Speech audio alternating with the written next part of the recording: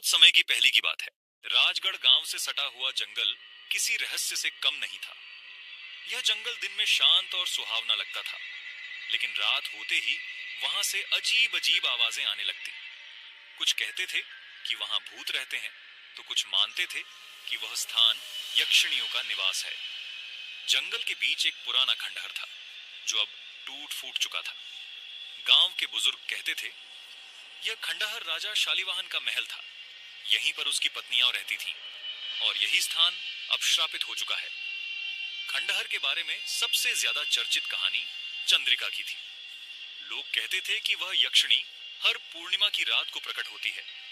वह पुरुषों को अपनी मोहक सुंदरता से आकर्षित करती है और फिर उनकी आत्मा को हमेशा के लिए कैद कर लेती है। चंद्रिका, जो कभी इस खंडहर में एक राजकुमारी के रूप में रहती थी, जीवन में सबसे सुंदर और गुणी मानी जाती थी, लेकिन उसकी अपनी वासनाओं का गुलाम था। उसे किसी दासी के साथ रंगे हाथों पकड़ लिया। उसका दिल टूट गया। चंद्रिका ने अपने दुख और अपमान से तंग आकर महल के तालाब में कूदकर अपनी जान दे दी। मरते समय उसने श्राप दिया, जो पुरुष वासना का गुलाम होगा वह मेरी आत्मा का शिकार बनेगा। मैं तब तक इस खंडहर से मुक्त नहीं होऊंगी, जब तक मुझे सच्चा और पवित्र प्रेम नहीं मिलेगा। लोगों ने खंडहर के आसपास कई डरावने किस्से सुने थे।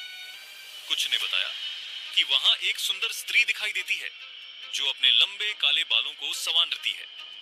उसकी हंसी इतनी मोहक होती है कि सुनने वाला उसके जादू में फंस जाता है। लेकिन जैसे ही वह स्त्री पास आती है, उसकी आंखें लाल हो जाती हैं और वह शिकार पर टूट पड़ती है।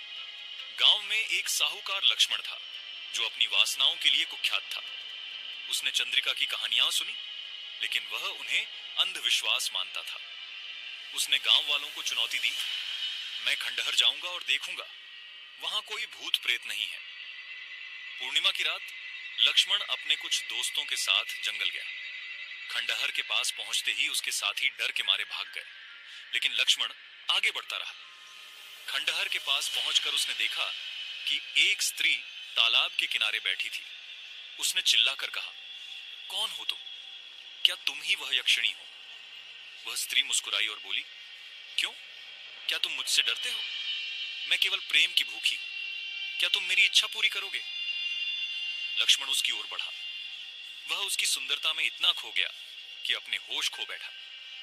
जैसे ही उसने उसे छूने की कोशिश की, स्त्री ने अपना असली रूप दिखाया। उसके बाल बिखर गए, उसकी आंखें लाल हो गईं और उसके दांत नुकीले हो गए। लक्ष्मण डर के मारे चीखने लगा, लेकिन चंद्रिका ने उसकी आत्मा को छीन लिया। गांव में रमेश नाम का एक युवक था। वह न केवल बहादुर था, बल्कि अपने सिद्धांतों का पक्का भी था।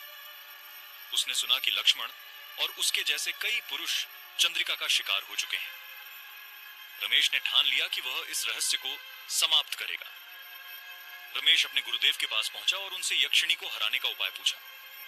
गुरुदेव ने उसे बताया, यक्षिणी की शक्ति वासना में छुपी है। वह केवल उन्हीं पर हमला कर सकती है जिनके मन में पाप हो। यदि तुम अपने मन को पवित्र रखोगे, तो वह तुम्हें नुकसान नहीं पहुंचा पाएगी। गुरुदेव ने रमेश को एक ताबीज और मंत्रों की पुस्तक दी। याद रखना बेटा, उन्होंने कहा, यक्षिणी के दर्द को समझो। केवल उसकी मुक्ति ही उसका अंत कर सकती है। पूर्णिमा की रात रमेश अकेला खंडहर पहुंचा। वहां पहुंचते ही उसे वही मोहक सुगंध महसूस हुई। तालाब के पास चंद्रिका खड़ी थी। उसने रमेश को देखकर कहा, तुम यहां क्यों आए हो? क्या तुम भी मुझे अपना बनाना चाहते हो? रमेश ने शांत स्वर में कहा, मैं तुम्हारी मदद करने आया हूं। मैं तुम्हें मुक्त करना चाहता हूं। चंद्रिका हंस पड़ी। तुम जैसे पुरुष मुझसे पहले भी यह कह चुके हैं, लेकिन अंत में वे मेरी सुंदरता के गुलाम बन गए। रमेश ने अपनी आंखें बंद कर लीं और मंत्रों का जाप शुरू किया। चंद्रिका ने उसे डराने की कोशिश की। उसकी आवाज गूंजने लगी, हवा तेज चलने लगी और खंडहर हिलने लगा। लेकिन रमेश का ध्यान नहीं भटका। उसने कहा, तुम्हारा दर्द तुम्हारी ताकत बन गया है, लेकिन मैं तुम्हें वचन देता हूं कि तुम्हें मुक्ति मिलेगी। जैसे ही रमेश ने मंत्र पूरा किया, चंद्रिका का क्रोध कम होने लगा। उसकी काली छवि फिर से एक सुंदर स्त्री में बदल गई। उसकी आंखों से आंसू बहने लगे। तुम पहले पुरुष हो जिसने मेरे मन की पीड़ा को समझा। उसने कहा, तुम्हारी पवित्रता ने मुझे मेरे श्राप से मुक्त कर दिया। चंद्रिका ने रमेश को आशीर्वाद दिया और एक तेज रोशनी के साथ आकाश में विलीन हो गई।